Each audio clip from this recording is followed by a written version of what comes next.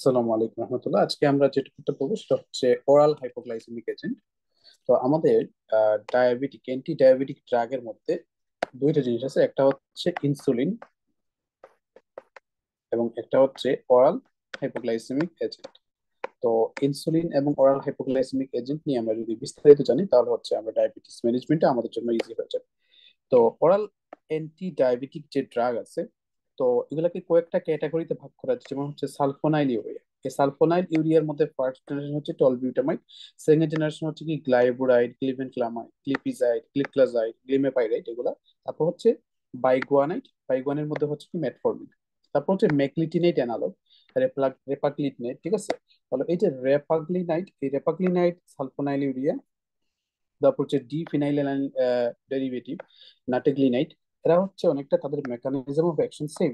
তাহলে আমি একই কালারে দিলাম, তাদের মেকানিজম অ্যাকশন একটা সেম। কিভাবে সেম? তারা হচ্ছে ইনসুলিনের ইনসুলিনের যে সিক্রেশন, এই ইনসুলিনের সিক্রেশনটা তারা হচ্ছে বাড়ায়, এজন্য তাদেরকে বলা হয় ইনসুলিন সিক্রেটাকক, ঠিক আছে।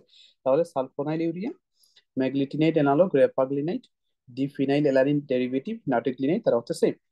বাইগুয়ানাইড বা মেটফর্মিন এবং থায়াজোলিডাইন্ডিয়ন, তাদের মেকানিজম অফ অ্যাকশন অনেকটা সেম, ঠিক আছে। তারা হচ্ছে কি বাড়ায়, তাদেরকে বলা হয় হচ্ছে ইনসুলিন সেন্সিটাইজার। অর্থাৎ তারা ইনসুলিনের প্রতি বিভিন্ন পেরিফেরাল টিস্যুতে সেন্সিটিভিটি বাড়ায়। ইনসুলিন, আমরা জানি ডায়াবেটিসে কি হয়, ইনসুলিন রেজিস্ট্যান্স হয়। তারা কি করে, এই ইনসুলিন রেজিস্ট্যান্সটাকে প্রিভেন্ট করার চেষ্টা করে এবং ইনসুলিন সেন্সিটিভিটি বাড়াতে হেল্প করে। তাহলে কি বাইগুয়ানাইড, মেটফর্মিন এবং থায়াজোলিডাইন্ডিয়ন এর মধ্যে হচ্ছে পায়োগ্লিটাজোন, রসিগ্লিটাজোন এর আছে। তারপর হচ্ছে আলফা গ্লুকোসাইডিস ইনহিবিটর।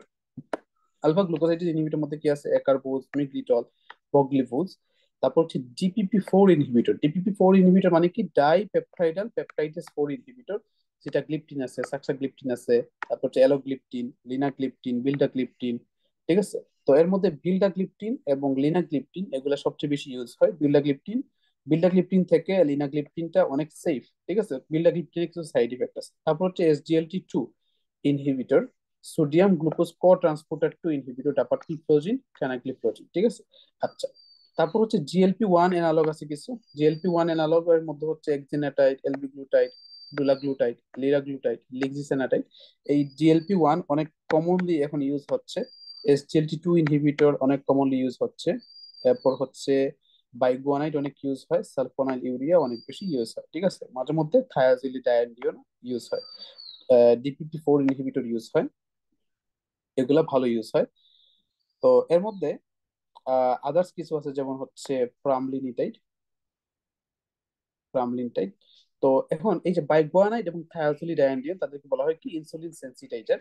এবং sulfonylurea, meglitinide, DPP-4 inhibitor, GLP-1 analogue, they're insulin secretagogue, ঠিক আছে। তাহলে এই অ্যান্টি ডায়াবেটিক ড্রাগের ক্লাসিফিকেশন বা ওরাল হাইপোগ্লাইসেমিক এজেন্টের ক্লাসিফিকেশনটা মোস্ট ইম্পর্টেন্ট ভাই ভাই, এটা আপনাকে মাস্ট জিজ্ঞাসা করবে। এই ক্লাসিফিকেশনটা আপনি যদি ভালোভাবে পারেন তাহলে আপনি নেক্সট যে মেকানিজম অ্যাকশন, এই জিনিসগুলো হচ্ছে আপনি আইডেন্টিফাই করতে পারবেন।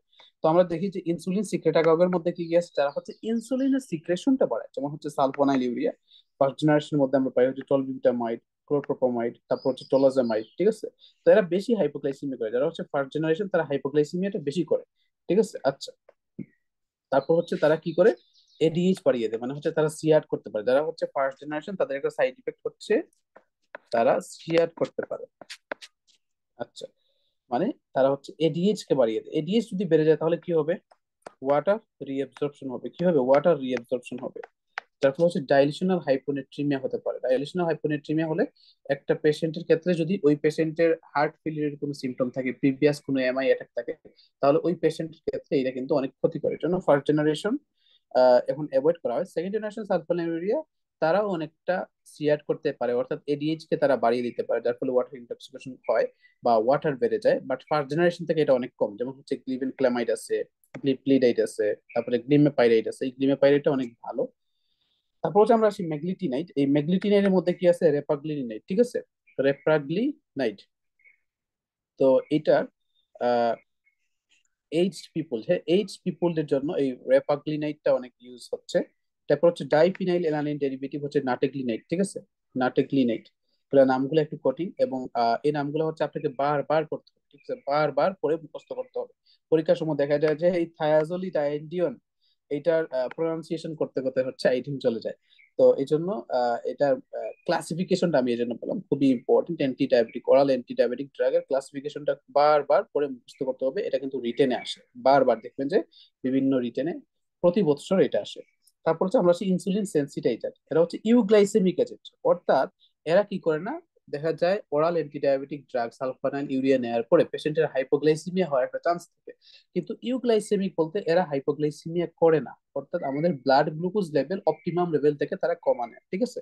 এজন্য এদেরকে বলা হয় ইনসুলিন সেন্সিটাইজ বা ইউগ্লাইসেমিক এজেন্ট।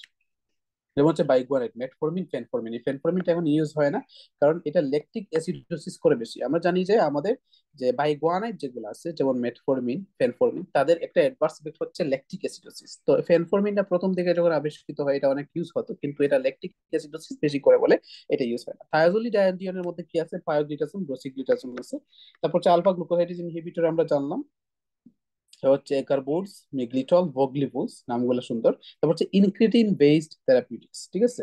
তো এখানে কি কি আছে ইনক্রিটিন বেসড থেরাপি আমাদের, যেমন হচ্ছে জিএলপি 1। জিএলপি মানে হচ্ছে গ্লুকাগন লাইক পলিপেপটাইড। এই গ্লুকাগন লাইক পলিপেপটাইড জিএলপি নিয়ে আমাদের প্রথম ক্লাসে আমরা ডিসকাশন করেছি।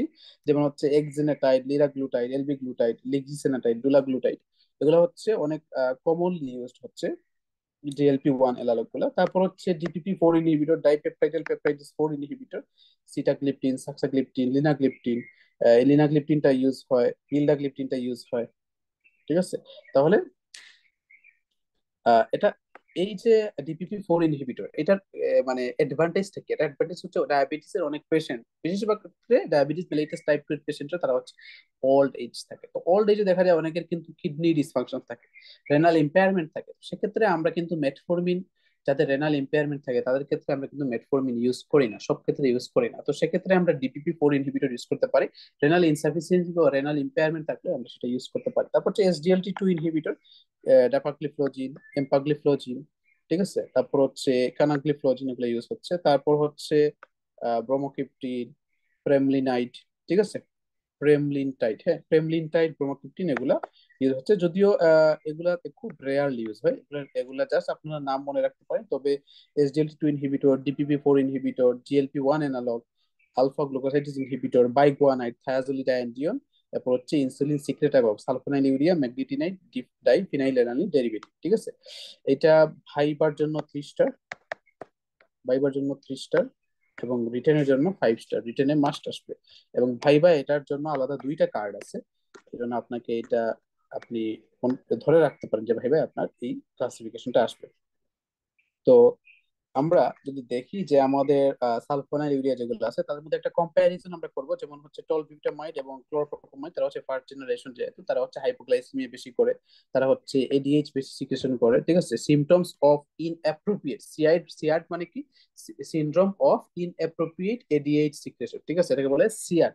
এগুলো সিআড করতে পারে টলবিউটামাইড, ক্লোরোপ্রোপামাইড, এগুলো কিন্তু খুবই ইম্পর্টেন্ট একটা এমসিকিউ, এর জন্য জেনে রাখেন। তারপর হচ্ছে গ্লিক্লাজাইড, গ্লিপিজাইড, গ্লিমেপাইরাইড, তারা হাইপোগ্লাইসেমিয়া কম করে, যদিও সালফোনাইল ইউরিয়া তারা হচ্ছে হাইপোগ্লাইসেমিয়া করে। তবে সেকেন্ড জেনারেশন যেগুলো তারা হচ্ছে কম হাইপোগ্লাইসেমিয়া করে, ঠিক আছে।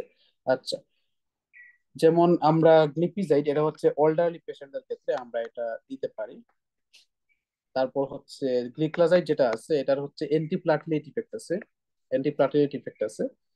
তারপর হচ্ছে গ্লিমেপাইরাইড যেটা, সেটা হচ্ছে মনোথেরাপিতে ইউজ করা যায়, কম্বিনেশন ইনসুলিনের সাথে কম্বিনেশন ইউজ করা যায়। তো ইনসুলিনের সাথে সালফোনাইল ইউরিয়া ইউজ করা যাবে কিনা এটা নিয়ে অনেক ডিবেট আছে, ডিসকাশন আছে। যেমন এই যে সালফোনাইল ইউরিয়া, সালফোনাইল ইউরিয়া, এই সালফোনাইল ইউরিয়াটা যে কাজটা করে, আমাদের যে প্যানক্রিয়াস, এই প্যানক্রিয়াসের যে বিটা সেল, এই প্যানক্রিয়াসের বিটা সেল থেকে, আপনারা জাস্ট মনে রাখতে পারেন যে লেবুকে আমরা যেভাবে চিপি, এই প্যানক্রিয়াসের বিটা সেল থেকে চিপে সে হচ্ছে কি করায়, ইনসুলিনকে সিক্রেশন করায়। তাহলে একটা পেশেন্টকে আপনি বাইরে থেকে ইনসুলিন দিচ্ছেন, একটা পেশেন্টকে বাইরে থেকে ইনসুলিন দিচ্ছেন, তার প্যানক্রিয়াসকে কষ্ট করে চেপে ইনসুলিন কি আর বের করার দরকার আছে? দরকার নাই। যেহেতু আপনি বাইরে থেকে ইনসুলিন দিচ্ছেন, তার প্যানক্রিয়াসকে কষ্ট দেওয়ার দরকার নেই। কারণ হচ্ছে দেখা যায় যে সালফোনাইল ইউরিয়া প্যানক্রিয়াসের বিটা সেল থেকে চিপে যখন হচ্ছে ইনসুলিন সিক্রেশনটা বাড়ায়, তখন হচ্ছে দেখা যায় বিটা সেল ডিস্ট্রাকশনের রেটটা বেড়ে যায়। এজন্য অনেকে বলে, অনেক এন্ডোক্রাইনোলজিস্ট বলে থাকেন যে ইনসুলিন দিলে সাথে কখনো সালফোনাইল ইউরিয়া দেয়া যাবে না বা দেয়া উচিত না। তবে এটা নিয়ে কিন্তু অনেক বিভিন্ন ডায়াবেটিক অ্যাসোসিয়েশন, এন্ডোক্রাইনোলজিস্ট, তাদের মধ্যে অনেক ডিবেট আছে। এটা আপনারা পরবর্তীতে জানবেন। বাইগুয়ানাইটের মধ্যে ফেনফরমিন যেহেতু ইউজ হয় না, তো মেটফরমিন নিয়ে আমরা জানবো। মেটফরমিন হচ্ছে আমরা 500 মিলিগ্রাম 3 টাইমস দিতে পারি। তো প্রথম দিকে আমরা হচ্ছে শুধুমাত্র বিকালে দিই, তারপর হচ্ছে সকালে দিই, রাতে দিই, তারপর হচ্ছে আমরা 3 বেলাই এটা হচ্ছে দিতে পারি। ঠিক আছে, টাইপ 2 ডায়াবেটিস মানে এটা ইউজ হয়। তো হেপাটিক ইনসাফিসিয়েন্সিতে অ্যালকোহলিজম, একটা পেশেন্ট ক্রনিক অ্যালকোহলিক পেশেন্ট, তাকে আপনি মেটফরমিন দিতে পারবেন না। হেপাটিক ইনসাফিসিয়েন্সি একটা পেশেন্টকে মেটফরমিন দিতে পারবেন না। রেনাল ইনসাফিসিয়েন্সি একটা পেশেন্টকে মেটফরমিন দিতে পারবেন না। এবং এটার একটা কমন সাইড ইফেক্ট হচ্ছে, সেটা হচ্ছে কি করে ল্যাকটিক অ্যাসিডোসিস করে। মেটফরমিন ল্যাকটিক অ্যাসিডোসিস করতে পারে, তবে ল্যাকটিক অ্যাসিডোসিস বেশি করতে হচ্ছে ফেনফরমিন, এজন্য এটা এখন ইউজ হয় না।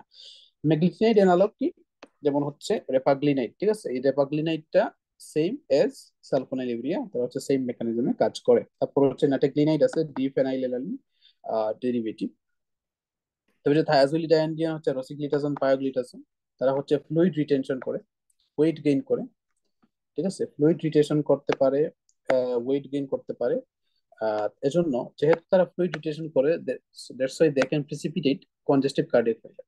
যেসব ড্রাগ যেমন সালফোনাইল ইউরিয়া ফ্লুইড রিটেনশন করতে পারে, তারপর হচ্ছে থায়াজোলিডাইন্ডিয়ান ফ্লুইড রিটেনশন করতে পারে, এই জন্য এই ড্রাগ গুলা কিন্তু হার্ট ফেলিউর পেশেন্টদেরকে দেয়া যায় না। ঠিক আছে, কারণ হার্ট ফেলিউর পেশেন্টের তার বডিতে যদি ফ্লুইড ওভারলোড হয়, তার হার্টটা সেই জিনিসটাকে ব্যালেন্স করতে পারবে।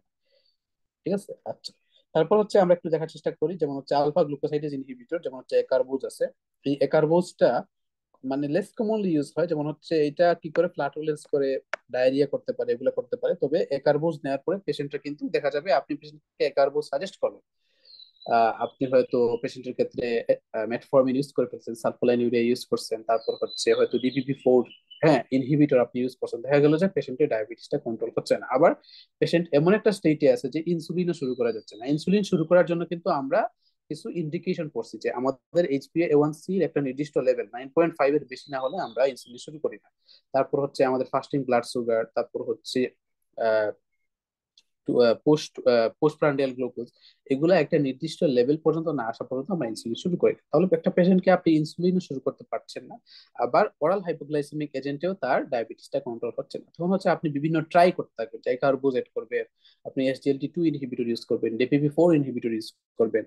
ঠিক আছে, তো এই জন্য আমরা অনেক সময় আলফা গ্লুকোসাইডিস ইনহিবিটর একারবোজটা ইউজ করি। তো ইউজ করার পরে দেখা যায় পেশেন্ট 1 সপ্তাহ পরে নিয়ে আসে যে তার ডায়রিয়া হচ্ছে, ফ্লাটুলেন্স হচ্ছে, তখন কিন্তু আপনাকে একারবোজটা চেঞ্জ করতে হবে। তারপর হচ্ছে GLP-1 রিসেপ্টর অ্যাগনিস্ট। কি কি আছে? GLP-1 রিসেপ্টর, এই জিএলপিটা কি করে? এই জিএলপিটা হচ্ছে গ্লুকাগন লাইক পলিপেপটাইড।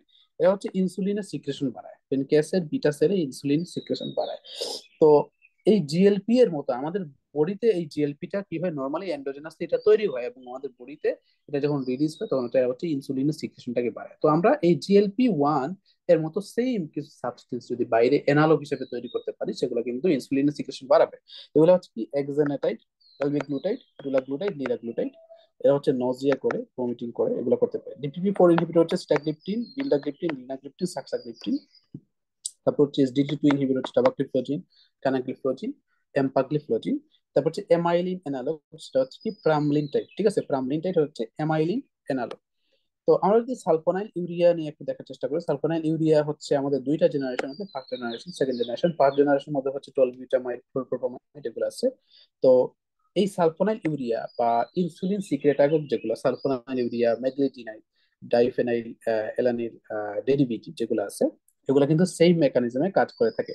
তারা হচ্ছে কি করে, ইনসুলিনের secretion, they can stimulate insulin secretion from beta cell of the pancreas. তো তারা যে কাজটা করে থাকে সালফোনাইল ইউরিয়া, সে হচ্ছে bind to specific receptor on beta cell of isolate of pancreas, block ATP sensitive potassium channel। দেখেন সালফানাইল ইউরিয়া যে কাজটা করে থাকে, সেটা হচ্ছে এই যে আমাদের ইনসুলিন, যে বিটা সেল, কি হয়, বিটা সেল অফ প্যানক্রিয়াস থেকে ইনসুলিনটা রিলিজ হয়। এই বিটা সেল অফ প্যানক্রিয়াসে এখানে একটা এটিপি সেন্সিটিভ চ্যানেল আছে। কি চ্যানেল আছে? ATP sensitive channel. এই এটিপি সেন্সিটিভ চ্যানেলটা যদি ওপেন থাকে, তাহলে এদিক দিয়ে কি হয়, পটাশিয়াম বের হয়। এদিক দিয়ে কি হয়, পটাশিয়াম বের হয়। তো সালফোনাইল ইউরিয়া যে কাজটা করে থাকে, এই এটিপি সেন্সিটিভ যে চ্যানেল, এই চ্যানেলটাকে সে হচ্ছে ব্লক করে। এই চ্যানেলটাকে যদি ব্লক করে তাহলে কি হবে, তাহলে এটিপি সেন্সিটিভ এই চ্যানেলটা ওপেন হবে না এবং পটাশিয়াম বের হতে পারবে না, যার ফলে পটাশিয়াম এই বিটা সেলের ভিতরে পটাশিয়াম গুলা জমা হতে থাকবে। যখন বিটা সেলের ভিতরে পটাশিয়াম গুলা জমা হয়, তখন হচ্ছে যে আমাদের এই প্যানক্রিয়াসের বিটা সেলের ভিতরে পজিটিভ পটেনশিয়ালটা বাড়তে থাকে, পজিটিভ পটেনশিয়াল বাড়তে থাকে। এই পজিটিভ পটেনশিয়াল যখন বাড়তে থাকে, এই পজিটিভ পটেনশিয়াল ডিপেন্ডেন্ট একটা চ্যানেল আছে বিটা সেলের ভিতরে, সেটা হচ্ছে ক্যালসিয়াম চ্যানেল। তাহলে যখনই sulphonyl urea ATP sensitive potassium চ্যানেলকে অফ করলো, যার ফলে হচ্ছে পটাশিয়াম কি হলো, বিটা সেলের ভিতরে জমা হতে শুরু করলো, এবং পজিটিভ পটেনশিয়াল পজিটিভ পটেনশিয়ালটা বাড়লো। এই পজিটিভ পটেনশিয়াল ডিপেন্ডেন্ট যে ক্যালসিয়াম চ্যানেল, এই ক্যালসিয়াম চ্যানেলটা তখন ওপেন হয়। তখন হচ্ছে কি হয়, অনেক ক্যালসিয়াম বাইরে থেকে ভিতরে আসে। এবং এই ক্যালসিয়াম গুলা কি করে, যে ইনসুলিন গুলা আছে যে ইনসুলিন গুলা আছে বা ইনসুলিন বেসিকল গুলা আছে, এই ইনসুলিন বেসিকল গুলা থেকে ইনসুলিন রিলিজ করতে তারা হচ্ছে হেল্প করে। ঠিক আছে, তাহলে এটা হচ্ছে সালফোনাইল ইউরিয়ার এই মেকানিজমটা। তাহলে sulfonylurea bind to specific receptor beta cell of the isolate of pancreas, block ATP sensitive potassium channel, so it causes depolarization and influx of calcium into the beta cell and degranulation। যখন হচ্ছে ক্যালসিয়ামের influx হলো, এটা হচ্ছে কি করে, insulin বেসিকল গুলো হচ্ছে ডিগ্রানুলেশন করে। সাকসেসফুল আপনি একটা পেশেন্টকে সালফোনাইল ইউরিয়া থেরাপি শুরু করতে হলে তার অবশ্যই 30% ফাংশনিং বিটা সেল থাকতে হবে। তার পেনক্রিয়াসে 30% ফাংশনিং বিটা সেল থাকতে হবে, তা না হলে সালফোনাইল ইউরিয়া কাজ করতে পারবে না। তবে অনেকে বলে যে 50%, ঠিক আছে, 50% ফাংশনিং বিটা সেল না থাকলে সালফোনাইল ইউরিয়া নর্মালি শুরু করতে সাজেস্ট করা হয় না। তবে এখানে বলছে 30%, ঠিক আছে। আচ্ছা, তো এই যে সালফোনাইল ইউরিয়া, এরা হচ্ছে প্রথম কাজ, সে হচ্ছে ইনসুলিনের সিক্রেশনটা বাড়ায়। আরেকটা কাজ করতে পারে, সে হচ্ছে ইনসুলিন সেন্সিটিভিটি পেরিফেরাল টিস্যু কিছুটা হলেও বাড়ায়, তবে এইটা তার কিন্তু মেইন মেকানিজম না। তারা হচ্ছে গ্লুকাগন সিক্রেশন তারা হচ্ছে কমায়। ঠিক আছে, আচ্ছা, তার হচ্ছে লিভারে মেটাবলিজম হয় এবং সে হচ্ছে ইউরিনের মাধ্যমে এক্সক্রিশন হয়, এটা হচ্ছে তার ফার্মাকোকাইনেটিক্স। তো তার অ্যাডভার্স ইফেক্ট কি, যেমন হাইপোগ্লাইসিমিয়া হয়, ফার্স্ট জেনারেশন যেগুলো আছে এগুলোর মাধ্যমে হাইপোগ্লাইসিমিয়া বেশি হয়, এবং হচ্ছে তারা হচ্ছে জিআই ডিস্টারবেন্স করতে পারে, নজিয়া, ভমিটিং, ডায়রিয়া, ফ্লাটুলেন্স করতে পারে। ওয়েট গেইন, সালফোনাইল ইউরিয়ার অনেক প্রধান একটা অ্যাডভার্স হচ্ছে সে হচ্ছে ওয়েট গেইন করায়। কারণ হচ্ছে সে কি করে, অ্যাপেটাইট বাড়িয়ে দেয়। তাহলে ওই পেশেন্টরা যারা সালফোনাইল ইউরিয়া নিচ্ছে তাদের অনেক বেশি অ্যাপিটাইট বেড়ে যায় এবং তারা বেশি বেশি খেতে চায়, যার ফলে হচ্ছে তাদের ওয়েট গেইন হতে পারে, স্টিমুলেশন অফ অ্যাপেটাইট। ঠিক আছে, তাহলে সে হাইপোগ্লাইসিমিয়া করে, নজিয়া, ভমিটিং করতে পারে, ওয়েট গেইন করাতে পারে। তারপর স্কিন র্যাশ হয়, ফটোসেন্সিটিভিটি হয়। তারপর হচ্ছে সালফোনাইল ইউরিয়া আমরা প্রেগন্যান্সির সময় ইউজ করতে পারবো না। তারপর হচ্ছে যে ক্লোরোপ্রোপোমাইড, তার হচ্ছে ডাইসালফাইড লাইক রিঅ্যাকশন আছে। তো আমরা এই জিনিসটা জানলাম যে সালফোনাইল ইউরিয়ার অ্যাডভার্স ইফেক্ট কি, মেইনলি হচ্ছে ওয়েট গেইন এবং হাইপোগ্লাইসিমিয়া, স্কিন রেশ, এগুলো আমরা মনে রাখতে পারি। তো তার ড্রাগ ইন্টারাকশন আছে, যে সালফোনাইল ইউরিয়া স্যালিসাইলেট কখনো একসাথে ইউজ করা যাবে না। কারণ হচ্ছে যে এই sulphonyl urea, these drugs are highly bound to plasma protein and displace sulfonyl urea from the plasma protein and binding site, resulting in increased free plasma concentration of sulfonyl urea, যার ফলে হচ্ছে হাইপোগ্লাইসেমিয়াটা বেড়ে যাবে। আপনি যদি সালফোনামাইডের সাথে সালফোনাইল ইউরিয়া দেন, sulphonamide হচ্ছে highly protein bound, plasma protein highly bound. তো সালফোনাইল ইউরিয়াকে সে ডিসপ্লেস করে, তখন হচ্ছে সালফোনামাইড প্লাজমা প্রোটিনের সাথে বাইন্ড করবে, তার ফলে হচ্ছে বেশি বেশি সালফোনাইল ইউরিয়া ফ্রি হয়ে যাবে এবং তারা বেশি হাইপোগ্লাইসেমিয়া করবে। প্রোপানলের সাথে সালফোনাইল ইউরিয়া আপনি ইউজ করতে পারবেন না। তো হচ্ছে প্রোপানল যে কাজটা করে, সে হচ্ছে সালফোনাইল ইউরিয়ার একটা অ্যাডভার্স ইফেক্ট হচ্ছে হাইপোগ্লাইসেমিয়া। হাইপোগ্লাইসেমিয়া হলে কি হয়, পেশেন্টের ট্রেমর হয়, পেশেন্টের পালপিটেশন হয়। কিন্তু প্রোপানল আপনি যখন দিলেন, তখন প্রোপানল কি করবে, এই যে হাইপোগ্লাইসেমিয়ার যে সিমটমস গুলো আছে, ট্রেমর, তারপর হচ্ছে পালপিটেশন, এই জিনিসগুলোকে মাস্ক করে ফেলে। তখন হচ্ছে আপনি সালফোনাইল ইউরিয়ার কারণে পেশেন্টের যে হাইপোগ্লাইসেমিয়া হচ্ছে কিনা, এই জিনিসটা আপনি বুঝতে পারবেন না। ঠিক আছে, আচ্ছা, তাহলে আমরা সালফোনাইল ইউরিয়া নিয়ে জানলাম। মেটফরমিন, এই মেটফরমিন হচ্ছে ইউগ্লাইসেমিক এজেন্ট। মেটফরমিন, থায়াজোলিডাইন্ডিয়ান, তারা হচ্ছে ইউগ্লাইসেমিক এজেন্ট, তারা হচ্ছে ইনসুলিন রেজিস্ট্যান্সটা কমায়, ইনসুলিন সেন্সিটিভিটি বাড়ায়। জাস্ট এই জিনিসটা মনে রাখবেন। তো তার হচ্ছে একটা প্রপোজ মেকানিজম অ্যাকশন, এটার মেকানিজম অ্যাকশন পুরোপুরি এখনো ইস্টাবলিশ না, তবে তার প্রপোজাল আছে যে এভাবে সে কাজ করে থাকে। যেমন হচ্ছে সে কি করে, হেপাটিক গ্লুকোনিওজেনেসিস অর্থাৎ লিভারের মধ্যে নতুন করে অন্যান্য যে কার্বোহাইড্রেট সোর্স ছাড়া অন্যান্য যে সোর্স গুলো আছে, যেমন হচ্ছে free fatty acid, amino acid, এগুলা থেকে যে গ্লুকোজ তৈরি হয়, যে গ্লুকোনিওজেনেসিস, সেই গ্লুকোনিওজেনেসিসকে সে হচ্ছে ইনহিবিট করে। তারপর হচ্ছে decrease glucose absorption from the GIT থেকে হচ্ছে গ্লুকোজ অ্যাবজর্পশনকে সে হচ্ছে কমিয়ে দেয়। এজন্য কি হতে পারে, এটার জন্য এটা একটা অ্যাডভার্স ইফেক্ট হচ্ছে ডায়রিয়া। ঠিক আছে, ডায়রিয়া। ঠিক আছে। আচ্ছা, তারপর হচ্ছে ইনক্রিজ ইনসুলিন সেন্সিটিভিটি আমাদের বডির বিভিন্ন পেরিফেরাল টিস্যুতে, বিশেষ করে স্কেলেটাল মাসেল এবং আমাদের হচ্ছে এডিপোস টিস্যুতে সে হচ্ছে কি করে ইনসুলিন সেন্সিটিভিটি বাড়ায়। যার ফলে হচ্ছে ইনসুলিন সেন্সিটিভিটি যদি বেড়ে যায় তাহলে কি হবে, গ্লুকোজ আপটেক বাড়বে, ইনসুলিন বেশি বেশি কাজ করবে, তারপর হচ্ছে প্লাজমা গ্লুকোজ কমবে। তো এই যে মেটফরমিন, এই মেটফরমিনে তারা কিভাবে এই কাজটা করে থাকে আমরা যদি একটু দেখি, যে এরাই হচ্ছে মেইনলি মেটফরমিনের মেকানিজম অ্যাকশন। তবে মেটফরমিন এবং থায়াজোলিডাইন্ডিন যেহেতু তাদের মেকানিজম অ্যাকশন সেম, তারা হচ্ছে ইনসুলিন রেজিস্ট্যান্সটা কমায়, ইনসুলিন সেন্সিটিভিটি বাড়ায়। তবে এখানে আপনি একটা জিনিস বলতে পারে যে সে হচ্ছে কি করে, যে ইনসুলিন রেসপন্সিভ জিন, ইনসুলিন ইনসুলিনের প্রতি রেসপন্স করার জন্য ইনসুলিন রিসেপ্টর যেগুলো আছে, ইনসুলিন রিসেপ্টর ইনসুলিনের প্রতি যেন রেসপন্স করে, এই রেসপন্স করার জন্য যে জিন গুলো আছে এই জিন গুলাকে সে হচ্ছে স্টিমুলেট করে, যার ফলে ইনসুলিন রেজিস্ট্যান্সটা কমে যায় এবং ইনসুলিন সেন্সিটিভিটি বেড়ে যায়। তো মেটফরমিন নিয়ে আমাদের অনেক জিনিস জানার আছে। যেহেতু ডায়াবেটিস মেলাইটাস টাইপ 2 এর যে পেশেন্ট আছে এই পেশেন্টদের ক্ষেত্রে আমরা প্রথম দিকে একদম প্রথমে যে ডাক্তার শুরু করি সেটাই হচ্ছে মেটফরমিন। এই জন্য মেটফরমিন নিয়ে আমাদের বিস্তারিত জানতে হবে। তো মেটফরমিনের কমন অ্যাডভার্স ইফেক্ট তিনটা, আপনি আপনার চেম্বার লাইফে যে তিনটা কমন অ্যাডভার্স ইফেক্ট পাবেন সেটা হচ্ছে ডিএনএ দিয়ে মনে হয়, হচ্ছে ডায়রিয়া, নাউজিয়া এবং হচ্ছে এনোরেক্সিয়া। ঠিক আছে। মেটফরমিন কি করে এনোরেক্সিয়া করে, খাবারের ইচ্ছা বা অ্যাপেটাইটটাকে কমায় দেয়, কিন্তু সালফোনাইলুরিয়া কি করে অ্যাপেটাইটটাকে বাড়ায় দেয়। তাহলে নজিয়া করে, ভমিটিং করে, জিআইটি আপসেট করে। Decrease vitamin B 12 absorption, vitamin B 12 অ্যাবজর্পশনকে কমায় দেয়। যার ফলে হচ্ছে মেটফরমিন ক্রনিক ইউজ করলে মেগালোপ্লাস্টিক এনিমিয়া হতে পারে। মেটফরমিন বিশেষ করে ফেনফরমিন এটা কি করে ল্যাকটিক অ্যাসিডোসিস করে এবং একিউট কিডনি ইনজুরি করতে পারে। বিশেষ করে মেটফরমিন, একটা পেশেন্ট মেটফরমিন নিচ্ছে, সে যদি হঠাৎ করে কোনো ডাই ইউজ করে, যেমন বিভিন্ন আমরা বিভিন্ন এক্স রে করতে, তারপর হচ্ছে বিভিন্ন ব্লাড ভেসেল এগুলা দেখতে আমরা হচ্ছে ডাই দিয়ে অনেক সময় বিভিন্ন টেস্ট করে থাকি। ঠিক আছে। তো তখন হচ্ছে এই ডাই এবং মেটফর্মিন তারা মিলে একটা কমপ্লেক্স তৈরি করে এবং এটা কিন্তু অ্যাকিউট কিডনি ইনজুরি করতে পারে। ঠিক আছে। তাহলে so metformin contraindicated in patient with renal insufficiency, একটা পেশেন্টের যদি বেশি সিভিয়ার রেনাল ইম্পেয়ারমেন্ট থাকে তাহলে আমরা তাকে মেটফর্মিন না দেওয়াটাই পছন্দ করি। কন্ট্রাইন্ডিকেশন, তাহলে হেপাটিক ইনসাফিসিয়েন্সি, রেনাল ইনসাফিসিয়েন্সি পেশেন্টকে আপনি মেটফর্মিন দিতে পারবেন না, ডায়াবেটিক কিটোএসিডোসিস পেশেন্টকে মেটফর্মিন দিতে পারবেন না। সেক্ষেত্রে আপনাকে ডায়াবেটিক কিটোএসিডোসিস ম্যানেজমেন্ট করতে হবে ইনসুলিন দিয়ে, ফ্লুইড দিয়ে এবং পটাশিয়াম সাপ্লিমেন্ট দিয়ে। ডায়াবেটিক কিটোএসিডোসিস ম্যানেজমেন্টটা খুবই ইম্পর্টেন্ট। ইনসুলিন, ফ্লুইড, কি কি, ইনসুলিন, ফ্লুইড এবং পটাশিয়াম, এই তিনটা জিনিস দিয়ে ডায়াবেটিক কিটোএসিডোসিস ম্যানেজমেন্ট করতে হয়। তো এটা কিন্তু ভাই ভাই বেশি ভালো পারলে আপনাকে জিজ্ঞাসা করতেও পারে, এই জন্য মনে রাখেন এই তিনটা জিনিস আপনি মনে রাখলেই চলবে। এটা আপনার অনার্সের জন্য এনা, ইনসুলিন, ফ্লুইড, পটাশিয়াম। যদি বিস্তারিত জানতে চান একটু মেডিসিনে এই জিনিসটা একটু দেখে নেবেন। তারপর হচ্ছে যে মেটফরমিনের অ্যাডভান্টেজ কি, এটা হচ্ছে does not increase body weight, body ওয়েটকে বাড়ানো, যেহেতু সে এনোরেক্সিয়া করতেছে সে হচ্ছে কিন্তু অ্যাপিটাইটটাকে কমায় দেয়। সে হচ্ছে ইউগ্লাইসিমিক, সে কিন্তু হাইপোগ্লাইসিমিয়া করে না। তাহলে সালফোনাইল ইউরিয়ার ক্ষেত্রে যে প্রধান যে প্রতিবন্ধকতা ছিল এগুলো হচ্ছে সালফোনাইল ইউরিয়া হাইপোগ্লাইসিমিয়া করে, সে হচ্ছে ওয়েট বাড়ায়। মেটফরমিন এই দুইটা কিন্তু পুরোটাই বিপরীত। Decrease the risk of macrovascular complication and microvascular complication, ডায়াবেটিসের ক্ষেত্রে আমরা জানি অনেক সিরিয়াস একটা জিনিস diabetic complication, macrovascular and microvascular complication, এই কমপ্লিকেশন গুলাকে সে হচ্ছে কমায়।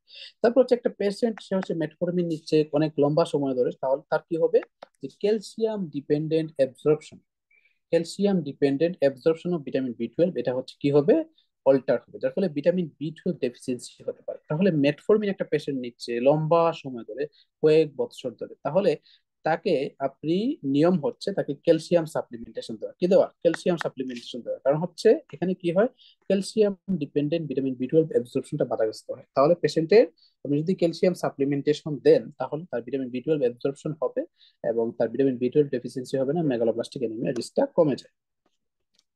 তাহলে একটা পেশেন্ট মেটফর্মিন নিচ্ছে, আমাদেরকে যেমন ইয়ারলি ফলো আপ করতে হবে, ইয়ারলি, হ্যাঁ, বাৎসরিক ভাবে আমরা হচ্ছে ইয়ারলি ফলো আপ করবো সেরাম ভিটামিন বি 12, তার ভিটামিন বি 12 লেভেলটা অল্টার হয়েছে কিনা, তার হচ্ছে রেনাল ফাংশন, যেহেতু মেটফর্মিন দিলে রেনাল ফাংশন ইম্পেয়ার হওয়ার একটা রিস্ক থাকে, আর রেনাল ফাংশন এবং আমরা একটা পার্সনে রেনাল ইম্পেয়ারমেন্ট যদি থাকে বা রেনাল ফাংশন খারাপ থাকে আমরা কিন্তু মেটফর্মিন সাজেস্ট করি না। এই জন্য তার renal function yearly check up করতে হবে, যদি দেখা যায় রেনাল ফাংশন খারাপ মেটফর্মিন আমরা বন্ধ করে দিব।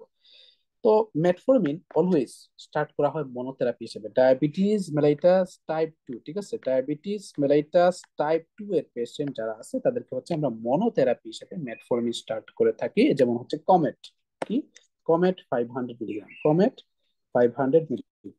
স্টার্টিং উইথ কমেট, তাহলে একটা পেশেন্ট আসলো আপনার কাছে ডায়াবেটিস মেলিটাস টাইপ 2, আপনি ডায়াগনোসিস করলেন, দুইটা সেটিং এ ওজিটিটি করলেন, ওরাল গ্লুকোজ টলারেন্স টেস্ট করলেন, দেখলেন যে তার হচ্ছে ডায়াবেটিস, হ্যাঁ, সে হচ্ছে ডায়াবেটিসের আন্ডারে পড়ে। তখন হচ্ছে আপনি তাকে হচ্ছে কি দিবেন, কমেট দিয়ে শুরু করবেন। তো আপনি যখন তাকে হচ্ছে কমেট দিয়ে শুরু করলেন, তখন 7 দিন পরে আসতে বললো। 7 দিন পরে পেশেন্ট কি নিয়ে আসলো, যে কমপ্লেন্স অফ ডিএনএ, মানে হচ্ছে তার হচ্ছে কি হচ্ছে, ডায়রিয়া, নজিয়া, তারপর হচ্ছে এনোরেক্সিয়া। তাহলে একটা পেশেন্টকে আপনি কমেট 500 মিলিগ্রাম দিয়ে শুরু করলেন, মেটফর্মিন দিয়ে শুরু করলেন, তারপর 7 দিন পরে ফলো আপে আসতে দিলেন, বা পেশেন্ট নিজে থেকে আসলো যে তার হচ্ছে ডায়রিয়া হচ্ছে অনেক, নজিয়া হচ্ছে, এনোরেক্সিয়া হচ্ছে, তখন হচ্ছে আপনি কিসে চলে যাবেন, কমেট এক্সআর। কমেট এক্সআর, এই কমেট এক্সআর হচ্ছে কি, এটা ডায়রিয়া, নজিয়া, এনোরেক্সিয়া এগুলা অনেক কম হয়, ঠিক আছে? তাহলে আপনি এই যে এভাবে প্রেসক্রাইব করতে পারেন। একটা পেশেন্ট তার হচ্ছে সেরাম ক্রিয়েটিনিন মোর দেন 130 মাইক্রোমোল পার লিটার, তাহলে আপনি তাকে মেটফর্মিন দিতে পারবেন। আর সিভিয়ার রেনাল ইম্পেয়ারমেন্ট, মেটফর্মিন দেওয়া যাবে না। তাহলে always check renal function before starting metformin. Normally আমরা আমাদের যে guideline, according to guideline renal function check করে মেটফর্মিন দিতে হবে, কিন্তু সবসময় এটা ফলো করা পসিবল হয় না, বা রোগীকে আপনি যদি বলেন আপনার রেনাল ফাংশন চেক করতে হবে, তারপর আমি ওষুধ শুরু করবো, রোগী কিন্তু সব ক্ষেত্রে কনভিন্স হবে না। তো সেক্ষেত্রে আপনাকে রেনাল ফাংশনটা, আপনি হয়তো বায়োকেমিক্যাল ইনভেস্টিগেশন করতে নাই বা পারলেন, কিন্তু আপনি তার কিছু ফিজিওলজিক্যাল সাইন, কিছু ক্লিনিক্যাল এক্সামিনেশন এগুলা করে কিন্তু তার রেনাল ইম্পেয়ারমেন্ট আছে কিনা এটা কিন্তু বুঝতে পারে। তো একজন গুড ফিজিশিয়ান সব ক্ষেত্রে সে হচ্ছে রেনাল ইম্পেয়ারমেন্টের যে টেস্ট দিতেই হবে এরকম না, সে কিন্তু ক্লিনিক্যালি সেটা বুঝে যাবে যে পেশেন্টের রেনাল ইম্পেয়ারমেন্ট আছে কিনা। এমআই হলে মেটফর্মিন অফ করবেন। একটা পেশেন্ট মেটফর্মিন নিচ্ছিল, তো হঠাৎ করে তার এমআই হয়েছে, আপনি মেটফর্মিন 7 দিনের জন্য অফ করবেন। কেন? কারণ হচ্ছে মেটফর্মিন যে কাজটা করে, আমরা জানি এমআই তে কি হয়, টিস্যু হাইপোক্সিয়া হয় এবং হচ্ছে মায়োকার্ডিয়াল ইনফার্কশন হয়, হার্টের যে কোষগুলো আছে এগুলো নষ্ট হয়ে যায়, হার্টের সেল নষ্ট হয়ে যায়। তো এমআই তে মেটফর্মিন যে কোনো হাইপোক্সিক কন্ডিশনকে সে কি করতে পারে, এগ্রাভেট করতে পারে, ফলে টিস্যু হাইপোক্সিয়া সে বাড়িয়ে দিতে পারে, তাকে এগ্রাভেট করতে পারে। এই জন্য একটা পেশেন্টের এমআই হইলে তার এই যে হাইপোক্সিক কন্ডিশন হার্টে চলতেছে, এই হাইপোক্সিক কন্ডিশন মেটফর্মিন এগ্রাভেট করতে পারে। এই জন্য আমরা কি করব, আমরা সেক্ষেত্রে 7 দিনের জন্য মেটফর্মিনটা অফ রাখবো। একটা পেশেন্টের কন্ট্রাস্ট সিটি করছেন আপনি বা এনজিওগ্রাম করছেন, সেক্ষেত্রে কিন্তু ডাই ইউজ করতে হয়। আমরা জানি মেটফর্মিনের সাথে একটা পেশেন্ট মেটফর্মিন নিচ্ছে, সে যদি ডাই ইউজ করে তার কিন্তু acute kidney injury, acute renal ফেলিয়ারের একটা চান্স থাকে। এজন্য একটা পেশেন্টকে আপনি যদি কন্ট্রাস্ট সিটি দেন বা এনজিওগ্রাম করেন, সেক্ষেত্রে মেটফর্মিন 3 দিনের জন্য, সর্বোচ্চ 3 দিনের জন্য 48 ঘন্টা থেকে 72 ঘন্টার জন্য আপনি মেটফর্মিনটা একটু অফ রাখেন, ঠিক আছে, যাতে ডাইয়ের সাথে মেটফর্মিনের কোনো রিয়াকশন না হয়। তারপর আমরা পড়বো হচ্ছে DPP-4 ইনহিবিটর। তার আগে আমরা পড়ে ফেলি যে থায়াজোলিডাইনডিয়ন, থায়াজোলিডাইনডিয়ন এবং মেটফর্মিন তারা হচ্ছে ইনসুলিন সেন্সিটাইজার, যেমন হচ্ছে কি আছে পায়োলিটাজন, রসিকবিটাজন।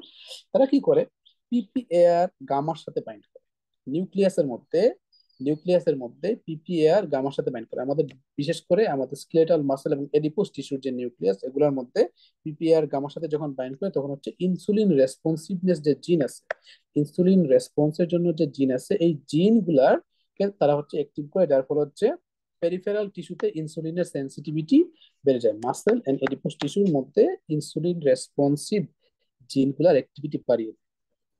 তাহলে তারা কি করতে পারে, ইনসুলিনের সেন্সিটিভিটি যদি বেড়ে যায়, তাহলে মাসল এবং এডিপোস টিস্যুতে ইনসুলিন সেন্সিটিভিটি বাড়বে, বেশি বেশি গ্লুকোজ আপটেক হবে, এবং আমাদের প্লাজমা গ্লুকোজটা কমবে। তারা হচ্ছে আরেকটা কাজ করতে পারে, সেটা হচ্ছে হেপাটিক গ্লুকোনিওজেনেসিস কমায়, তারা হচ্ছে লাইপোজেনেসিসকে বাড়িয়ে দেয়, ঠিক আছে? আচ্ছা, পায়োগ্লিটাজনের আরেকটা ভালো ইফেক্ট হচ্ছে, সে হচ্ছে কি করে, সেরাম ট্রাইগ্লিসারাইড এবং সেরাম ট্রাইগ্লিসারাইড লেভেল কমায়, এইচডিএল লেভেল বাড়ায়, ঠিক আছে? তাহলে একটা পেশেন্ট, সে হচ্ছে ডায়াবেটিক পেশেন্ট, সাথে হচ্ছে তার হাইপার লিপিডেমিয়া আছে, হাইপার ট্রাইগ্লিসারাইডেমিয়া আছে, আপনি কিন্তু সেক্ষেত্রে পায়োগ্লিটাজন চুজ করতে পারেন।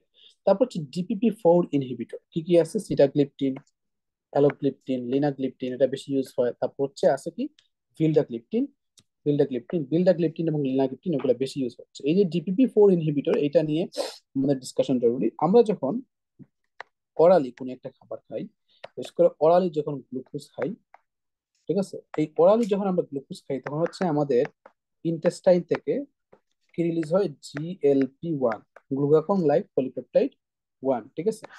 এই GLP-1 যখন আমরা ওরালি গ্লুকোজ নিচ্ছি, তখন হচ্ছে আমাদের ইন্টেস্টাইন থেকে GLP-1 রিলিজ হয়। কেন রিলিজ হয়? কারণ হচ্ছে এই ওরালি যে গ্লুকোজটা নেই, এই গ্লুকোজটা যখন হচ্ছে আমরা নেই, তখন হচ্ছে আমাদের এটা কি হবে, অ্যাবজর্পশন হবে, এটার অ্যাবজর্পশন হবে, অ্যাবজর্পশন হয়ে এটা কোন জায়গায় যাবে, ব্লাডে যাবে।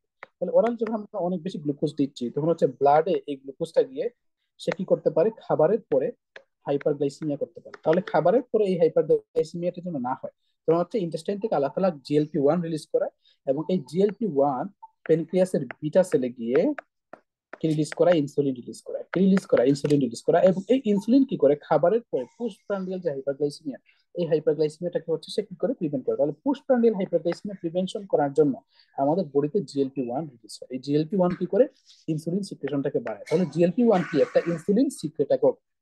আমরা জিএলপি 1 অ্যানালগ ইউজ করি, এই জন্য জিএলপি 1 এর মতো কিছু সাবস্টেন্স যেগুলো হচ্ছে আমরা তৈরি করি, জিএলপি 1 অ্যানালগ। ঠিক আছে, আচ্ছা। তো এই যে জিএলপি 1, ঠিক আছে, এই জিএলপি 1 মাত্র আমাদের বডিতে 2 মিনিট কাজ করতে পারে। কেন? এই জিএলপি 1 কে ভেঙে দেয় ডিপিপি 4 নামে একটা সাবস্টেন্স। জিএলপি 1 কে ভেঙে দেয় আমাদের বডিতে ডিপিপি 4 নামে একটা সাবস্টেন্স। তাহলে এই যে ডিপিপি 4, এই ডিপিপি 4 যদি জিএলপি 1 কে ভেঙে দেয়, তাহলে সে কি করতে পারবে না, বিটা সেলে গিয়ে ইনসুলিন সিক্রেশনটা কি করতে পারবে না, বাড়াতে পারবে না। বিটা সেলে গিয়ে ইনসুলিন সিক্রেশনটা বাড়াতে পারবে না। তাহলে কি হবে, পোস্ট প্রান্ডিয়াল যে হাইপারগ্লাইসিমিয়া, এটা আমরা কন্ট্রোল করতে পারবো না। তাহলে এই যে ডিপিপি 4, এই ডিপিপি 4টা যেন জিএলপি 1, এই জিএলপি 1 কে ইনহিবিট না করে, জন্য আমরা কি করি, এই ডিপিপি 4 কে ইনহিবিট করে দিই। এটা কি হচ্ছে, আমরা ব্লক করে দিই। ঠিক আছে, এটা কি আমরা ইনহিবিট করে দিই। এটাকে যদি আমরা ইনহিবিট করে দিই, তাহলে জিএলপি 1 সহজে ভাঙবে না, এবং সে ইনসুলিন সিক্রেশনে বা ইনসুলিন সিক্রেশন, বিটা সেল থেকে ইনসুলিন সিক্রেশনে হেল্প করবে। এর ফলে হচ্ছে আমরা হাইপারগ্লাইসেমিয়া, পোস্টপ্রান্ডিয়াল হাইপারগ্লাইসেমিয়া সহ একটা লম্বা সময় ধরে আমরা হাইপারগ্লাইসেমিক স্টেটকে প্রিভেন্ট করতে পারবো। তাহলে এই যে ডিপিপি 4 ডাইপেপটাইডাল পেপটাইডেজ 4 ইনহিবিটর, লিনাগ্লিপটিন এবং বিল্ডাগ্লিপটিন, এগুলো হচ্ছে আমরা ইউজ করে থাকি। এবং এটা হচ্ছে বিশেষ করে যেসব পেশেন্টদের পোস্ট প্রান্ডিয়াল হাইপারগ্লাইসেমিয়া আছে, অর্থাৎ খাবারের পরে তাদের ব্লাড গ্লুকোজটা কন্ট্রোল থাকতেছে না, সেক্ষেত্রে আমরা ডিপিপি 4 ইউজ করে থাকি, ডিপিপি 4 ইনহিবিটর ইউজ করে থাকি। ঠিক আছে, তো এই যে বিল্ডাগ্লিপটিন এবং লিনাগ্লিপটিন এগুলা বেশি ইউজ হয়, তবে এই বিল্ডাগ্লিপটিন হচ্ছে হেপাটোটক্সিসিটি করতে পারে, এজন্য এবং হচ্ছে সিটাগ্লিপটিন যেটা, সেটা হচ্ছে কি করে, অ্যালার্জিক রিয়াকশন করে, এজন্য সবচেয়ে বেশি আমরা ইউজ করতে সাজেস্ট করি সেটা হচ্ছে লিনাগ্লিপটিন। থায়াজোলিডায়ান্ডিন আমরা পড়লাম, তারপরে আমরা যেটা পড়বো সেটা হচ্ছে কি, যে থায়াজোলিডায়ান্ডিন, এটা হচ্ছে অ্যাডভার্স, সেটা হচ্ছে কি হতে পারে, নজিয়া, ভমিটিং, অ্যানিমিয়া করতে পারে। তারপর হচ্ছে হার্ট ফেলিওর, এই হার্ট ফেলিওরকে সে হচ্ছে কি করতে পারে, প্রিসিপিটেট করতে পারে। এই জন্য একটা পেশেন্টের, হার্ট ফেলিওর একটা পেশেন্ট, তাকে কিন্তু আমরা থায়াজোলিডায়ান্ডিন দিব না। সে হচ্ছে কি করতে পারে, বডির মধ্যে ফ্লুইড রিটেনশন করে। ফ্লুইড রিটেনশন করলে একটা পেশেন্টের কনজেস্টিভ হার্ট ফেলিওর পেশেন্ট, সেক্ষেত্রে এই কন্ডিশনটা অ্যাগ্রাভেট করে। ঠিক আছে, আচ্ছা। তারপর হচ্ছে আলফা গ্লুকোসাইডেজ ইনহিবিটর, একারভোস, মিগ্লিটল, বগলিবুল, তারা হচ্ছে কি করে, যে ইন্টেস্টাইন থেকে যে গ্লুকোজ অ্যাবজর্পশন, এই গ্লুকোজ অ্যাবজর্পশনকে তারা হচ্ছে কমিয়ে দেয়। তো ইন্টেস্টাইন থেকে যদি গ্লুকোজ অ্যাবজর্পশন কমে যায়, তাহলে কি হবে, ব্লাড গ্লুকোজ কমবে। আমাদের ডায়াবেটিসের মেইন প্রবলেমটা হচ্ছে ব্লাড গ্লুকোজ বেশি, তাহলে ব্লাড গ্লুকোজটা আমরা কমাবো, এবং পোস্ট প্রান্ডিয়াল হাইপারগ্লাইসেমিয়া আমরা কমাতে পারবো। তবে একটা, তাদের কিন্তু একটা সাইড ইফেক্ট আছে, কিন্তু পেশেন্ট কিনে আসে ডায়রিয়া নিয়ে, আপনি তাকে কার্বোজ সাজেস্ট করলেন, দেখা যাবে 1 সপ্তাহ পরে সে হচ্ছে ডায়রিয়া ফিচার গুলো নিয়ে আসছে। তারপর জিএলপি 1 অ্যানালগ, যেমন হচ্ছে এক্সেনাটাইড, লিরাগ্লুটাইড, এলবিগ্লুটাইড, ডুলাগ্লুটাইড, লিক্সিসেনাটাইড, এগুলো হচ্ছে জিএলপি 1 অ্যানালগ। এই জিএলপি 1 অ্যানালগ গুলো কিভাবে কাজ করে, তারা হচ্ছে জিএলপি 1 এর মতো সাবস্টেন্স আমাদের তারা হচ্ছে ল্যাবরেটরিতে তৈরি করা হয়, এবং তারা হচ্ছে কি করে, ইনসুলিনের সিক্রেশন বাড়ায়। ঠিক আছে, আমাদের বডিতে নর্মালি যে জিএলপি 1 আছে, এই জিএলপি 1টা কি করে দেয়, ডিপিপি 4 এই জিএলপি 1 কে তারা হচ্ছে ভেঙে দেয়, যার ফলে হচ্ছে নর্মাল আমাদের বডিতে যে জিএলপি 1 তৈরি হয়, এটা 1 থেকে 2 মিনিট কাজ করতে পারে। তো আমরা যে জিএলপি 1 অ্যানালগ গুলো ইউজ করি, এই অ্যানালগ গুলো হচ্ছে আমরা যেহেতু ল্যাবে তৈরি করি, এরা হচ্ছে জিএলপি 1 এর মতো, কিন্তু পুরোপুরি জিএলপি 1 এর কি না, কেমিক্যাল স্ট্রাকচার না। তো এই জন্য তাদেরকে ডিপিপি 4 ভাঙতে পারে না, এবং তারা হচ্ছে লম্বা সময় ধরে কাজ করতে পারে। ঠিক আছে, যেমন হচ্ছে liraglutide is longer acting, albiglutide is and dulaglutide are long acting with a duration of 1 week. তাহলে এলবিগ্লুটাইড এবং ডুলাগ্লুটাইড তার 1 সপ্তাহ পর্যন্ত কাজ করতে পারে। ঠিক আছে, তারপর হচ্ছে আমরা জানি যে SGLT1/2 ইনহিবিটর, ডাপাগ্লিফ্লোজিন, এম্পাগ্লিফ্লোজিন, কেনাগ্লিফ্লোজিন, এগুলো হচ্ছে কি করে আমাদের, আমরা জানি আমাদের যে কি আছে, এফারেন্ট আর্টারিয়াল, এই এফারেন্ট আর্টারিয়াল দিয়ে হচ্ছে আমাদের ব্লাড, এই ব্লাডটা আসে আমাদের হচ্ছে নেফ্রনে, নেফ্রনে এসে বোমেন্স ক্যাপসুলে তারা হচ্ছে এখানে হচ্ছে সাকশন হয়, সাকশন হয় গ্লুকোজ, প্রোটিন, অ্যামাইনো অ্যাসিড, তারপর হচ্ছে বাইকার্বনেট, বিভিন্ন আয়ন, তারা হচ্ছে আসে, সাথে হচ্ছে কিছু পরিমাণে ওয়াটার আসে, ঠিক আছে। তো এর মধ্যে গ্লুকোজের 100%, হ্যাঁ, গ্লুকোজের 100% রিঅ্যাবজর্পশন, 100% রিঅ্যাবজর্পশন, কারণ হচ্ছে আমরা জানি নর্মাল ইউরিনে কোনো গ্লুকোজ থাকে না। তো এই গ্লুকোজের 100% রিঅ্যাবজর্পশন হয়ে যায় আমাদের প্রক্সিমাল কনভলিউটেড টিউবুলে, পিসিটি তে। কিসের মাধ্যমে? SGLT2 এই চ্যানেলের মাধ্যমে। তো এই গ্লুকোজটা আবার কোন জায়গায় চলে আসে? আমাদের ব্লাডে রিঅ্যাবজর্ব হয়ে চলে আসে। তাহলে এই গ্লুকোজটা যদি আমরা কি করতে পারি, আমাদের প্রক্সিমাল কনভলিউটেড টিউবুলের SGLT2 এই চ্যানেলটাকে যদি আমরা অফ করে দিতে পারি, তাহলে গ্লুকোজের রিঅ্যাবজর্পশন হবে না, এবং এই গ্লুকোজটা কি হবে? ইউরিনের মাধ্যমে বাইরে বের হয়ে যাবে, ঠিক আছে। তাহলে গ্লুকোজ যদি আমরা যদি গ্লাইকোসিডিয়া করতে পারি, প্রক্সিমাল কনভলিউটেড টিউবুলে SGLT2 চ্যানেলটাকে অফ করতে পারি, তাহলে নো গ্লুকোজ রিঅ্যাবজর্পশন, গ্লুকোজের রিঅ্যাবজর্পশন হবে না, যার ফলে হচ্ছে গ্লাইকোসিডিয়া হবে, ইউরিনের মাধ্যমে গ্লুকোজ বের হয়ে যাবে এবং ব্লাড গ্লুকোজটা কমবে। তো সেক্ষেত্রে একটা যে প্রবলেমটা হয়, যে আমাদের যে ব্লাডার, এই ব্লাডারের মধ্যে অনেক গ্লুকোজ জমে যায়, অনেক গ্লুকোজ জমে যায়, মানে গ্লুকোজ যুক্ত ইউরিন জমে যায়। যখন ব্লাডের মধ্যে অনেক গ্লুকোজ জমে যায়, আমরা জানি ব্যাকটেরিয়ার প্রধান খাবারই হচ্ছে কি? গ্লুকোজ। তখন হচ্ছে কি হয়? এখানে ব্যাকটেরিয়াল গ্রোথ হয় এবং ইউরিনারি ট্র্যাক্ট ইনফেকশন হতে পারে, ঠিক আছে। তাহলে SGLT2 ইনহিবিটরের একটা প্রধান অ্যাডভার্স ইফেক্ট হচ্ছে ইউরিনারি ট্র্যাক্ট ইনফেকশন করতে পারে। তাহলে একটা পেশেন্ট ডায়াবেটিস মেলিটাস টাইপ 2 তাকে হচ্ছে আপনি ডায়াগনোসিস করলেন, ডায়াগনস্টিক ক্রাইটেরিয়া অনুযায়ী। আমাদের প্রথম ভিডিওতে, ফার্স্ট ভিডিওতে ডায়াবেটিসের আমরা এখানে ডায়াগনস্টিক ক্রাইটেরিয়া নিয়ে ইউজ করছি, ভিডিও 1। হচ্ছে আমরা ডিএক্স করলাম, ডিএক্স করে তাকে হচ্ছে, যেহেতু ডায়াবেটিস মেলিটাস টাইপ 2 পেশেন্ট প্রথম ডায়াগনোসিস হয়েছে, তখন হচ্ছে আপনি তাকে কি করবেন? ডায়েটারি মডিফিকেশন করবেন, এক্সারসাইজ সাজেস্ট করবেন, এবং হচ্ছে আপনি তাকে স্টার্ট ওরাল ড্রাগ।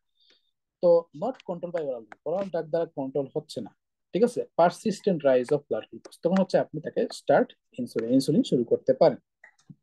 তো নিউ রিসার্চ ফান্ডিং, সেটা হচ্ছে আপনার ফাস্টিং ব্লাড সুগার এবং হচ্ছে পোস্ট প্রান্ডিয়াল ব্লাড সুগার দুইটাই কন্ট্রোল করতে পারে যে ওরাল হাইপোগ্লাইসেমিক এজেন্ট গুলো, যেমন হচ্ছে সালফোলাইন ইউরিয়া, তারপর হচ্ছে বাইগুয়ানাইড, থায়াজোলিডাইনডিয়ন, SGLT2 ইনহিবিটর। তো সব ক্ষেত্রে আপনি ওরাল হাইপোগ্লাইসেমিক, এজেন্ট এগুলাকে কিন্তু ভাইবা জিজ্ঞাসা করে যে আপনি এগুলাকে সবগুলা ড্রাগ কি ওরাল হাইপোগ্লাইসেমিক এজেন্ট বলতে পারবেন না, কারণ হচ্ছে সালফোলাইন ইউরিয়া, তারপর যে মেগলিটিনাইড, এগুলো হচ্ছে ওরাল হাইপোগ্লাইসেমিক এজেন্ট, কিন্তু মেটফরমিন, তারপর হচ্ছে থায়াজোলিডাইনডিয়ন, এগুলো কিন্তু হাইপোগ্লাইসেমিক এজেন্ট, তারপর হচ্ছে ইউগ্লাইসেমিক এজেন্ট। এর জন্য বেটার হচ্ছে আমরা ওরাল হাইপোগ্লাইসেমিক এজেন্ট না বলে আমরা ওরাল অ্যান্টি ডায়াবেটিক ড্রাগ বললে বেটার হয়, ঠিক আছে। তারপর পোস্ট প্রান্ডিয়াল যে গ্লুকোজ রাইজ, সেই পোস্ট প্রান্ডিয়াল গ্লুকোজ রাইজ কে প্রিভেন্ট করে থাকে হচ্ছে রেপাগ্লিনাইড, ঠিক আছে, হচ্ছে একারবোজ, DPP4 ইনহিবিটর, GLP-1 এনালগ। যেহেতু আমরা এদের মেকানিজম অফ অ্যাকশন জানলাম, এবং মেকানিজম অ্যাকশন থেকেই আমরা বুঝতে পারি যে এরা হচ্ছে পোস্ট প্রান্ডিয়াল যে গ্লুকোজ রাইজ, এটাকে হচ্ছে তারা প্রিভেন্ট করে থাকে। Weight loss and cardiovascular benefit খুবই ইম্পর্টেন্ট এমসিকিউ এর জন্য। এটা ডেভিডসনের ইনফরমেশন, ডেভিডসন থেকে দিচ্ছে। এটা হচ্ছে যে যে আমাদের হচ্ছে SGLT2 ইনহিবিটর, হ্যাঁ, SGLT2 ইনহিবিটর এবং GLP-1 এনালগ যেগুলো আছে, GLP-1 এনালগ, এরা হচ্ছে কার্ডিওভাস্কুলার বেনিফিট দেয়। তাহলে হার্ট ফেলিওরের একটা পেশেন্ট, ঠিক আছে, এবং একটা পেশেন্ট অনেক অবেস, সেক্ষেত্রে আপনি SGLT2 ইনহিবিটর এবং GLP-1 এনালগ ইউজ করতে পারেন। তো ইন্ডিকেশন কি? আমরা কখন হচ্ছে ওরাল হাইপোগ্লাইসেমিক ড্রাগ শুরু করতে পারবো এবং কতক্ষণ পর্যন্ত আমরা চালাবো? HbA1c 9.5 এর যদি নিচে থাকে, ঠিক আছে, HbA1c 9.5 এর উপরে গেলেই কিন্তু আমরা ইনসুলিন শুরু করবো। যদি এর নিচে থাকে, ততক্ষণ পর্যন্ত আমরা ওরাল হাইপোগ্লাইসেমিক এজেন্ট শুরু করবো, মানে চালাতে থাকবো। তারপর হচ্ছে FBS, ফাস্টিং ব্লাড সুগার হচ্ছে 16.6 এর নিচে, আমরা ততক্ষণ পর্যন্ত, এটা 16.6 এর নিচ পর্যন্ত আমরা হচ্ছে ওরাল হাইপোগ্লাই বা ওরাল অ্যান্টি ডায়াবেটিক ড্রাগ গুলা চালাবো। তারপর হচ্ছে আমাদের পোস্ট প্রান্ডিয়াল গ্লুকোজ 19.4 এর নিচে। তারপর হচ্ছে ডায়াবেটিস মেলিটাস উইথ কমপ্লিকেশন, যে কোনো একটা বেশি হলে ইনসুলিন স্টার্ট করতে হবে। ডায়াবেটিস মেলিটাস উইথ কমপ্লিকেশন, এক্ষেত্রে আমার ইনসুলিন শুরু করতে হবে। আমার যদি পোস্ট প্রান্ডিয়াল গ্লুকোজ 19.4 এর বেশি বেড়ে যায়, তাহলে আমার ইনসুলিন শুরু করতে হবে। FBS যদি 9.5 এর আমার হচ্ছে, সরি, HbA1c যদি 9.5% এর উপরে বেড়ে যায়, ইনসুলিন শুরু করতে হবে। কিন্তু এর নিচে পর্যন্ত আমি ওরাল অ্যান্টি ডায়াবেটিক ড্রাগ গুলা কি করবো? কন্টিনিউ করবো। অ্যাকর্ডিং টু নাইস গাইডলাইন আমরা নর্মালি কি করি, যখন হচ্ছে আমরা দেখি যে HbA1c 6.5 এর বেশি, ঠিক আছে, তখন হচ্ছে আমরা ডায়াবেটিস মেলিটাস টাইপ 2 ডায়াগনোসিস করি। তো সেক্ষেত্রে আমরা অ্যাকর্ডিং টু নাইস গাইডলাইন আমরা সবসময় কি করব, একটা পেশেন্ট অবিস হোক আর নন অবিস হোক, সব ক্ষেত্রে আমরা মেটফরমিন দিয়ে শুরু করব, এবং আমরা পেশেন্টের মেটফরমিন দেওয়ার পরে 3 মাস পরে তার HbA1c টা চেক করব। চেক করে যদি দেখি যে এটা 6.5 থেকে 7.5 এর মধ্যে আছে, তাহলে নতুন কোনো ড্রাগ এড করা লাগবে না। কিন্তু পেশেন্টটা যদি, এই পেশেন্টের যদি কার্ডিওভাস্কুলার ডিজিজ থাকে বা হার্ট ফেলিয়ারের পেশেন্ট হয়, সেক্ষেত্রে আমি মেটফরমিনের সাথে এম্পাগ্লিপ্লোজিন এড করতে পারি। ঠিক আছে, SGLT2 ইনহিবিটর, ঠিক আছে, এটা হচ্ছে SGLT2 ইনহিবিটর এম্পাগ্লিপ্লোজিন। সেক্ষেত্রে আমরা জানি SGLT2 ইনহিবিটর তারা হচ্ছে কার্ডিওভাস্কুলার বেনিফিট দেয়, সেক্ষেত্রে মেটফরমিনের সাথে এম্পাগ্লিপ্লোজিন এড করা যেতে পারে। একটা পেশেন্ট মেটফরমিন আপনি দিলেন, তার হচ্ছে FBS ফাস্টিং ব্লাড সুগার কন্ট্রোলে আছে, কিন্তু তার পোস্ট প্রান্ডিয়াল গ্লুকোজ আপনি দেখলেন যে হচ্ছে পোস্ট প্রান্ডিয়াল গ্লুকোজ রাইজটা এটা কন্ট্রোলে নাই, পোস্ট প্রান্ডিয়াল হাইপারগ্লাইসেমিয়া কন্ট্রোলে নাই, কিন্তু তার ফাস্টিং ব্লাড সুগার কন্ট্রোলে আছে মেটফরমিন দিয়ে। তখন আপনি কি করতে পারেন, তার পোস্ট প্রান্ডিয়াল ব্লাড সুগার কন্ট্রোল করতে আপনি DPP4 ইনহিবিটর বা GLP-1 অ্যানালগ দিতে পারেন। সেক্ষেত্রে আমরা লিনাগ্লিপটিন, সিটাগ্লিপটিন এবং বিল্ডাগ্লিপটিন এগুলো হচ্ছে আমরা দিয়ে থাকি। ঠিক আছে, দিয়ে থাকি। তাহলে মেটফরমিন প্লাস DPP4 ইনহিবিটর যেমন হচ্ছে বিল্ডাগ্লিপটিন 50, মেটফরমিন 500, বিল্ডামেট নামে ট্যাবলেট বাজারে পাওয়া যায়। সিটাগ্লিপটিন 50, মেটফরমিন 500, গ্লিপিটা এমটা অনেক ইউজ হয়। তারপর হচ্ছে লিনাগ্লিপটিন 2.5, এরপর হচ্ছে মেটফরমিন 500, লিনাটেপ এম, এটা অনেক পাওয়া যায়। ঠিক আছে, তাহলে একটা পেশেন্ট তার ফাস্টিং ব্লাড সুগার 9 মিলিমোল, তার হচ্ছে HbA1c 8%, তারপর হচ্ছে তার ALT নর্মাল, মানে তার হচ্ছে লিভার ফাংশন টেস্ট নর্মাল, তারপর সেরাম ক্রিয়েটিনিন নর্মাল, তার মানে তার রেনাল ফাংশন নর্মাল, তার হচ্ছে BMI 22। তো আপনি তার চিকিৎসা কিভাবে করবেন? সে হচ্ছে ধরেন ডায়াবেটিস মেলাইটাস টাইপ 2 এর patient, newly diagnose, type 2 patient newly diagnose. তো প্রথমে হচ্ছে আপনি তাকে বলবেন লাইফস্টাইল মডিফিকেশন করতে, এক্সারসাইজ করতে। তবে এই এক্সারসাইজ কিভাবে করতে হবে, তার ব্রিদিং এক্সারসাইজ যেন ঠিক মতো হয়, এবং এমন এক্সারসাইজ করে শুধুমাত্র আস্তে ধীরে হাঁটা এরকম না, তাকে ব্রিদিং এক্সারসাইজ করতে হবে, সাথে হচ্ছে তার এমন এক্সারসাইজ করতে হবে যেন তার অ্যাক্টিভিটিস হয়, তার হার্টের অ্যাক্টিভিটি হয়, লাঙের অ্যাক্টিভিটি হয়, তার মাসেল অ্যাক্টিভিটি হয়। ঠিক আছে, এবং তাকে হচ্ছে আপনি ট্যাবলেট কমেট 500 মিলিগ্রাম দিয়ে শুরু করবেন। প্রথম 7 দিন সে হচ্ছে শুধুমাত্র বিকালে এটা খাবে। তারপর হচ্ছে 7 দিনের পর থেকে সে হচ্ছে সকালে এবং রাতে 3 মাস, 3 মাস সে হচ্ছে মেটফর্মিন এটা খাবে, কমেট 500 মিলিগ্রাম। যদি এর মধ্যে কমেট 500 মিলিগ্রামে তার হচ্ছে অ্যানোরেক্সিয়া, নজিয়া, ডায়রিয়া এগুলা হয়, তাহলে হচ্ছে আমরা কমেট এক্সআর এ চলে যাবো, কমেট এক্সআর এর চলে যাবো। ঠিক আছে, এটা দ্বারা এই অ্যাডভার্স গুলো কম। তো আমরা ফলো আপে দিব, ফলো আপ দিলাম, ফলো আপ দিয়ে দেখলাম যে তার হচ্ছে HbA1c 7%-এর নিচে, তো হচ্ছে আমি কন্টিনিউ করবো, এটা কন্টিনিউ করবো যে এটা চলতে থাকবে। যদি HbA1c 7%-এর উপরে হয়, তখন হচ্ছে আমরা ট্যাবলেট মেটফরমিন এক্সআর মানে মেটফরমিনের ডোজ বাড়াবো, মেটফরমিন এক্সআর দিব। তখন হচ্ছে আমরা সকালে এবং সন্ধ্যায় দিতে পারি। তো একটা পেশেন্ট মেটফরমিন দিয়ে কন্ট্রোল হচ্ছে না, তার হচ্ছে যখন হচ্ছে আপনি দেখলেন যে তার মেটফরমিন ডোজ বাড়িয়ে, মেটফরমিনের ডোজ বাড়ালেন, মেটফরমিন এক্সআর দিলেন, তারপরেও আপনি 3 মাস পরে ফলো আপ দিলেন, ফলো আপ দিয়ে দেখলেন যে তার হচ্ছে HbA1c 7.5 এর বেশি, তখন হচ্ছে আপনি মেটফরমিন প্লাস গ্লিপটিন দিতে পারেন, মেটফরমিনের সাথে সালফোনাইল ইউরিয়া দিতে পারেন, মেটফরমিনের সাথে পায়োগ্লিটাজোল মানে হচ্ছে থায়াজোলিডাইন্ডিন দিতে পারেন, বা মেটফরমিনের সাথে SGLT2 ইনহিবিটর দিতে পারেন। তারপরেও দেখলেন যে 3 মাস পরে ফলো আপ দিলেন, এগুলা যে কোনো একটা আপনি এড করলেন, তারপরে 3 মাস পরে ফলো আপ দিলেন, ফলো আপ দেওয়ার পরেও আপনি দেখেন যে কন্ট্রোল হচ্ছে না, 7.8 A1C 7.5 এর উপরে, তখন হচ্ছে আপনি 3টা ড্রাগের কম্বিনেশন ইউজ করতে পারেন, metformin, gliptin, sulfonylurea, metformin, pioglitazone, sulfonylurea, metformin, sulfonylurea, SGLT2 inhibitor, metformin, pioglitazone, SGLT2 inhibitor. তারপরেও যদি কন্ট্রোল না হয়, তখন হচ্ছে আপনি ইনসুলিনে শিফট করবেন। ঠিক আছে, ইনসুলিনে শিফট করবেন। তো ইনসুলিনে শিফট করার জন্য যে যে কন্ডিশন গুলো আছে, কন্ডিশন গুলো আমরা অলরেডি ডিসকাশন করেছি আমাদের ইনসুলিনের ক্লাসে, এবং আমরা ওরাল অ্যান্টিডায়াবেটিক ড্রাগ গুলো নিয়ে আলহামদুলিল্লাহ ডিটেল ডিসকাশন করলাম। আশা করি আমরা ভালোভাবে এখন হচ্ছে ডায়াবেটিস, অন্তত আমাদের হচ্ছে ডায়াবেটিস মেলাইটাস একটা পেশেন্ট, সে হচ্ছে কি ট্রিটমেন্ট পাচ্ছে একজন এন্ডোক্রাইনোলজিস্ট থেকে, আমরা এই জিনিসটা বুঝতে পারবো। এবং আমরা একটা ডায়াবেটিস মেলাইটাস টাইপ 2 এর পেশেন্টের আমরা কিন্তু ট্রিটমেন্ট শুরু করতে পারবো। ঠিক আছে, ইনশাল্লাহ ট্রিটমেন্ট শুরু করতে পারবো, এবং অন্য একজন ফিজিশিয়ান কি প্রেসক্রাইব করলেন সেটার হচ্ছে আমরা কিন্তু রেশনাল ডিসকাশন করতে পারবো, এবং অনেক সময় আমরা সেটা ক্রিটিসিজমও করতে পারবো। ঠিক আছে, ইনশাল্লাহ। এবং আপনারা যখন ফিউচারে সার্টিফিকেট কোর্স অন ডায়াবেটিস করবেন বা ডায়াবেটিস নিয়ে ম্যানেজমেন্ট পুরোটা শিখবেন, তখন হচ্ছে ইনশাল্লাহ আপনারা পুরোটা ডায়াবেটিস ম্যানেজমেন্ট জানবেন। তবে আমাদের এই লেভেল পর্যন্ত আমি মনে করি ইনশাল্লাহ এতটুকু জানলেই এনাফ। আসসালামু আলাইকুম রহমতুল্লাহি ওয়া বারাকাতুহু।